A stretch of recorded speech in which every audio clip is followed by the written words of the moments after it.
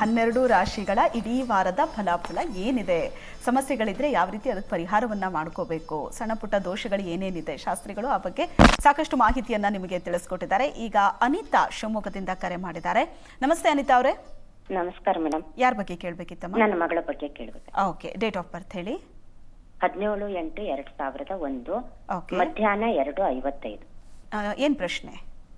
ಮದುವೆ ಬಗ್ಗೆ, ಮತ್ತೆ ಅವಳದು ಗೌರ್ಮೆಂಟ್ ಜಾಬ್ ಆಗತ್ತಾ ಅಂತ. ಮಧ್ಯಾಹ್ನ 2:55. ಓಕೆ, ಗೌರ್ಮೆಂಟ್ ಜಾಬ್ ಸಿಗುತ್ತಾ ಅಂತ?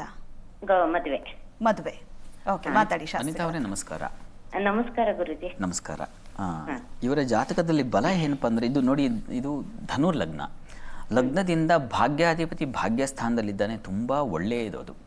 ಭಾಗ್ಯಾಧಿಪತಿ, ಅದೃಷ್ಟದ ಅಧಿಪತಿ ಅದೃಷ್ಟ ಸ್ಥಾನದಲ್ಲಿ ಇದ್ಬಿಟ್ರೆ ಅವರಿಗೆ ಅದೃಷ್ಟವೇ ಜೀವನ ಪೂರ್ತಿ ಯಾವುದೋ ಒಂದು ರೀತಿಯಲ್ಲಿ ಅನುಕೂಲ ಆಗುವಂಥ ಲಕ್ಷಣ ಇದು. ಹೀಗಾಗಿ ಆ ಮಟ್ಟಿಗಿನ ಒಂದು ಒಳ್ಳೆಯ ಫಲವನ್ನು ಗುರ್ತ ಮಾಡಿಟ್ಟುಕೊಳ್ಬಹುದು. ಆದರೆ ಅವನ ಟೈಮ್ ತಣಿಬೇಕು, ಅದು ಬಹಳ ಮುಖ್ಯ. ಈಗ ನೋಡಿ, ಇವರಿಗೆ ಶುಕ್ರ ದಶೆ ನಡೀತಾ ಇದೆ. ಶುಕ್ರ ನೀಚನಾಗಿದ್ದಾನೆ. ಯಾರು ದುರ್ಬಲನಾಗಿದ್ದಾನೋ ಅವನ ಕಾಲ ನಡೀತಾ ಇದೆ ಈಗ. ಈ ಕಾರಣದಿಂದಾಗಿ ಅದು ಫಲ ಕೊಡೋದಿಲ್ಲ.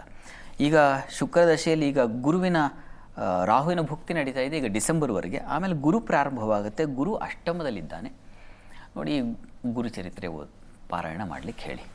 ಗುರುದರ್ಶನ, ಗುರುಚರಿತ್ರೆ ಇವುಗಳಿಂದಾಗಿ ಇವರು ಏನು ನಿರೀಕ್ಷಿತ ಫಲ ಇದೆಯೋ ನಿಮಗೆ ಅದನ್ನು ತಲುಪಲಿಕ್ಕೆ ಸಹಾಯವಾಗುತ್ತೆ. ಗುರುವೇ ಅರಿವೇ ಗುರು. ಆ ಗುರು ಮಾರ್ಗದರ್ಶನದಿಂದ ಬದುಕು ಬದಲಾಗುತ್ತೆ. ಅದನ್ನು ಮಾಡಲಿ, ಒಳ್ಳೆಯದಾಗಲಿ. ಎಸ್, ಧನ್ಯವಾದಗಳು ಕರೆ ಮಾಡಿದ್ದಕ್ಕೆ.